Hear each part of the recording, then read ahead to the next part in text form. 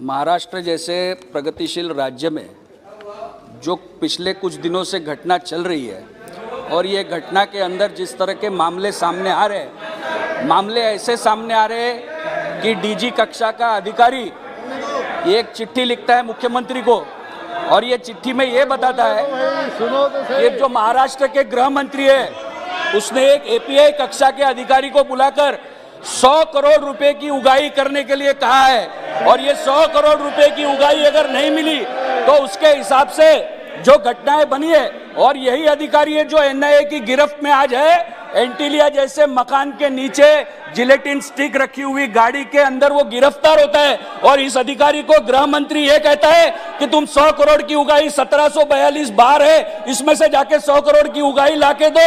ऐसी घटना के अंदर और कल तक जो बात चली थी, गृह मंत्री ने इस्तीफा देना चाहिए। आज तक ये चिट्ठी आने के बाद मुख्यमंत्री जी ने कुछ भी नहीं कहा, इसके ऊपर एक शब्द मुख्यमंत्री जी नहीं बोल रहे।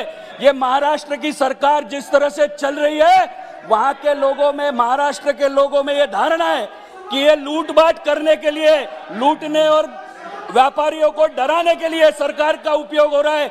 सरकार अपने अधिकारियों को, अपने प्यादों को इस तरह से इस्तेमाल कर रही है कि 100 करोड़ की उगाही केवल मुंबई जैसे शहर में, और शहरों का क्या हाल होगा और शहरों का आंकड़ा क्या है।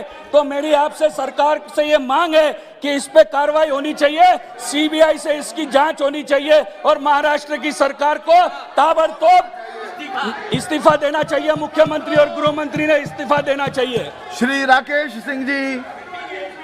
सभापति महोदय, अभी हमारे साथी माननीय कोटक जी ने बात रखी है, मैं उसमें से किसी भी बात को दोहराऊंगा नहीं।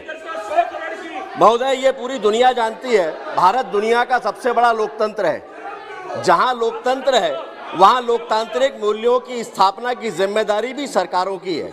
लेकिन जब यह जिम्मेदारी शासकीय अधिकारी या पुलिस अधिकारियों की पोस्टिंग की नीलामी में बदल जाए, तब यह विषय किसी राज्य का नहीं होता, यह देश का विषय बन जाता है। सभापति महोदय, महत्वपूर्ण बात जो सदन को जानना चाहिए, वहां पर आखिरकार क्या वजह है जिस एएसआई की बात आ रही है, जिसको 100 करोड़ रुपए का लक्ष्य दिया गया था, उस एएसआई के समर्थन में शायद देश की पहली घटना होगी कि मुख्यमंत्री उसके समर्थन में प्रेस कॉन्फ्रेंस करते हैं और ये बताते हैं कि वो देश का सर्वश्रेष्ठ पुलिस अधिकारी है।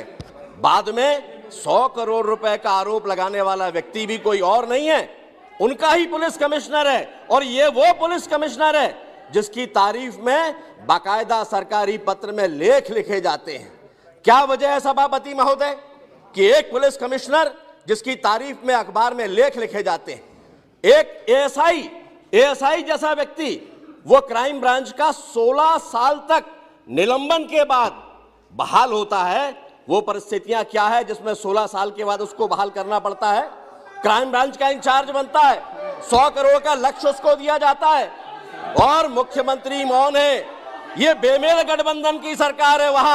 वहां राष्ट्रवादी कांग्रेस पार्टी के वरिष्ठ नेता कल रात तक कह रहे थे कि ये मामला गंभीर है, इस पे कार्रवाई होना चाहिए, मुख्यमंत्री निर्णय करेंगे। लेकिन क्या वजह है कि आज सुबह भाषा बदल गई सभापति महोदय और आज कह दिया गया कि नहीं, कोई इस्तीफा नहीं होगा।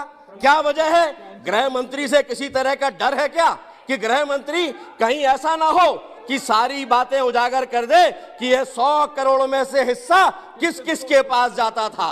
और इसीलिए यह विषय आज पूरे देश का है, यह छोटी बात नहीं है। किसी देश के, किसी प्रांत के गृह मंत्री के ऊपर यह आरोप लगाए एक पुलिस अधिकारी, डीजीपी स्तर का पुलिस अधिकारी, कि 100 करोड़ का लक्ष्य दिया है। पूरी की पूरी सरकार मौन है। पूरा देश जानना चाहता है कि एक जिले में 100 करोड़ रुपए तो पूरे महाराष्ट्र में कितने हजार करोड़ की वसूली थी, इसकी जानकारी देश को चाहिए। और इसीलिए मैं आग्रह करता हूं आपसे, आपके माध्यम से, कि इसकी निष्पक्ष जांच होना चाहिए। मुख्यमंत्री सहित पूरी सरकार को इस्तीफा देना चाहिए और केंद्रीय जांच एजेंसियों से इसकी निष्पक्ष जांच कराई जाना चाहिए। श्री कपिल पाटिल।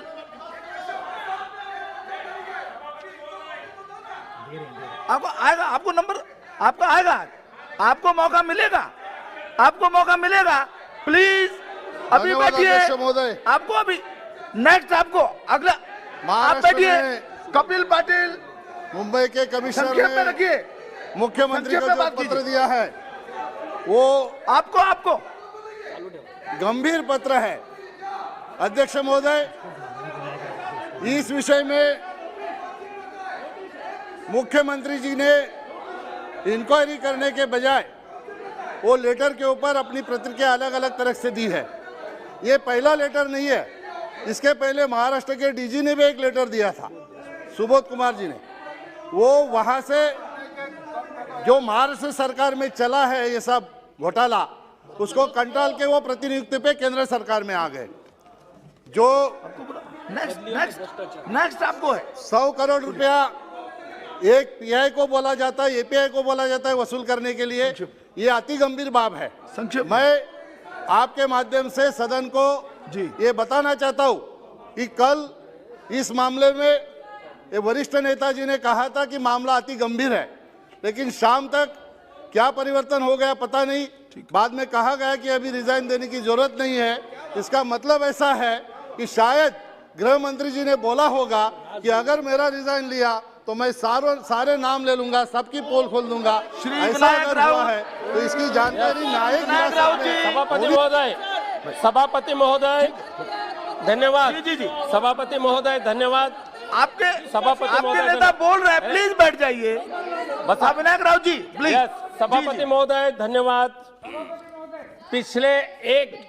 पिछले 14 महीने में कई प्रयास करने के बाद भी महाराष्ट्र के महाविकास आघाड़ी का जो सरकार है, जहां का नेतृत्व माननीय उद्धव जी ठाकरे मुख्यमंत्री के नाते से कर रहे हैं, इस सरकार को दूर करके अपना भाजपा का सरकारवाद स्थापित करने के जो प्रयास चल रहे थे वो पूरी तरीके से असफल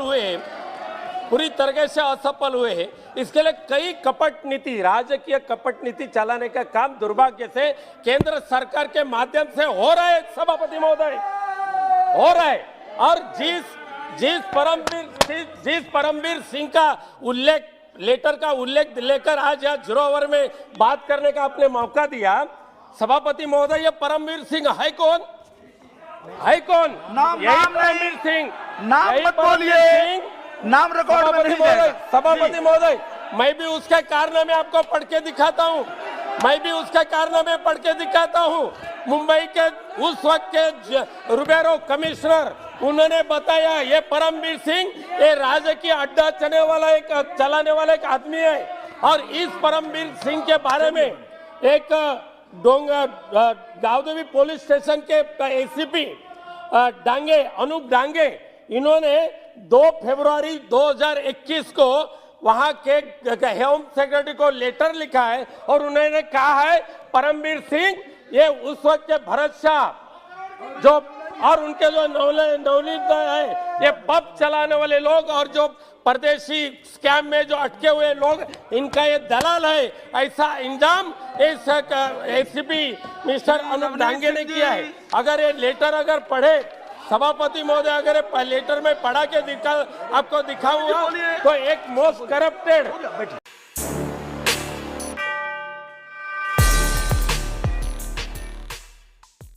ट्विटर पर किस बात पर हो रही है बहस? मोदी ने कौन सा बड़ा ऐलान कर दिया? इंस्टाग्राम पर क्या फैला है? क्रिकेट जगत में किसने छुड़ाए किसके चक्के? राजनीति में क्या हो रही है उठापटक? किसने किस पर कसा तंज? अब इन सब की जानकारी मिलेगी एक ही जगह पर। जी हाँ, सब्सक्राइब करके द हिंदुस्तान मिरर को और पाएं डेली न्यूज, राजनीतिक उठापटक, क्रिकेट की खबरें और भी बहुत कुछ, सिर्फ और सिर्फ द हिंदुस्तान मिरर। तो अभी स्क्रीन पर दिख रहे रेड बटन को दबाकर जुड़ जाए द हिंदुस्तान मिरर के साथ। धन्यवाद।